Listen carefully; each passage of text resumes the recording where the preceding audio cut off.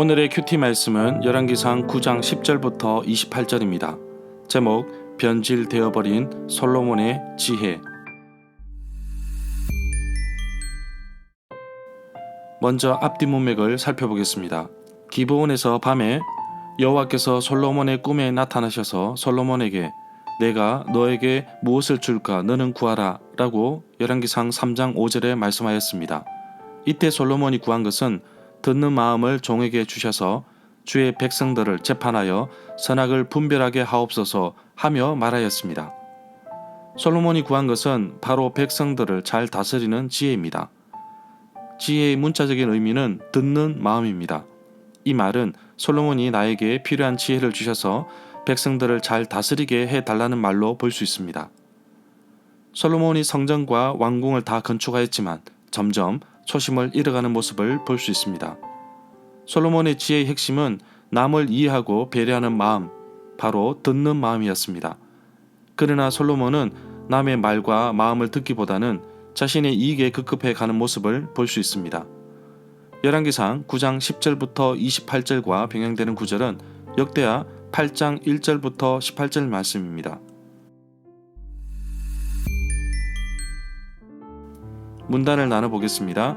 10절부터 14절은 히람에게 준 쓸모없는 땅 가불, 15절부터 28절은 솔로몬의 나머지 업적들, 10절에 보면 솔로몬 통치 4년 12월에 성전 기초를 놓았고 통치 11년 8월 8째 날에 성전 건축이 다 끝났습니다.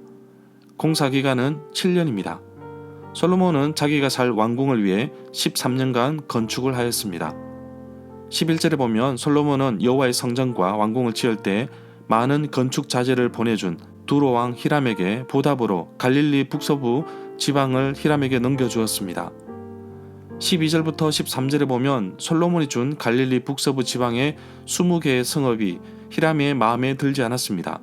그래서 그 땅의 이름을 쓸모없는 땅이라는 뜻으로 가불 땅이라고 부르고 있습니다. 가불이라는 지명은 여호수아 19장 27절에 처음으로 등장합니다. 대략적인 위치는 갈릴리 호수 서쪽 편으로 가나의 혼인잔치가 있었던 지역에서 더 서쪽으로 5km 정도 떨어져 있습니다. 15절에 보면 솔로몬 왕이 역군, 강제 노역군을 동원할 수밖에 없었던 이유는 여호와의 성전과 자기가 살 왕궁, 밀로 궁을 건축하고 예루살렘 성벽을 쌓으며 하솔과 머깃도와 게셀의 성을 재건하는 데 일꾼들이 필요했기 때문입니다. 밀로는 성의 방어 시설을 확충하는 것으로 예루살렘을 요새로 만들려고 옛 다윗성 북쪽 성벽에 흙을 쌓아 올려 만든 것을 가리키는 것으로 볼 수 있습니다.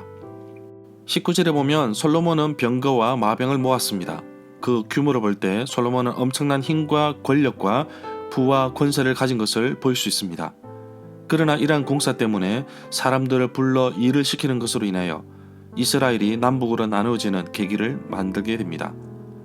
21절에 보면 여호수아 15장 63절의 말씀에 유다 자손들이 예루살렘 주민 여부수 사람들을 쫓아내지 못하여서 함께 예루살렘에 거주하였다고 기록하고 있습니다.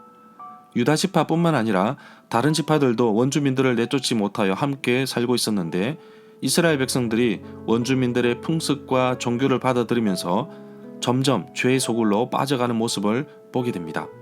신명기 7장 1절부터 3절에서는 분명하게 여호와께서 약속하신 땅에 들어가서 살고 있던 여러 민족들을 쫓아내라고 말씀하십니다. 그리고 진멸하고 어떠한 언약도 하지 말 것을 경고하셨습니다. 그런데 이스라엘 백성들은 그렇게 하지 못하였습니다. 22절에 보면 솔로몬은 이스라엘 사람 가운데서 어느 누구도 노예로 삼지 아니하였습니다. 솔로몬이 이렇게 한 이유는 레위기 25장 36절의 말씀인데 너와 함께 있는 네 형제가 가난하게 되어 내게 몸이 팔리거든 너는 그를 종으로 부리지 말라고 말씀하고 있기 때문입니다. 24절에 보면 바로의 딸이 다윗 성에서부터 올라와서 솔로몬의 아내 바로의 딸을 위하여 건축해 준 궁으로 갔습니다. 그때 솔로몬이 밀로 궁을 완공하였습니다. 바로의 딸에 대한 성경 구절은 열왕기상 3장 1절과 7장 8절에 나옵니다. 밀로는 다윗성의 동쪽 비탈을 받치는 계단 모양의 구조물을 가리킵니다. 다윗이 여부스 족속으로부터 빼앗은 산성에 살면서 다윗성이라고 불렀습니다. 다윗이 밀로에서부터 안으로 성을 둘러싸았습니다. 이 내용은 사무엘하 5장 9절에 나옵니다. 27절에 보면 오빌에서부터 금을 실어온 히람의 배들이 오빌에서 많은 백당목과 보석을 운반하였다고 기록하고 있습니다. 오빌은 남부 아라비아나 동부 아프리카에 있는 것으로 추정하는데 금이 유명했습니다. 절마다 상세한 설명과 구절에서 그리고 핵심 내용과 중심 줄거리는 네이버 블로그에 올려져 있습니다.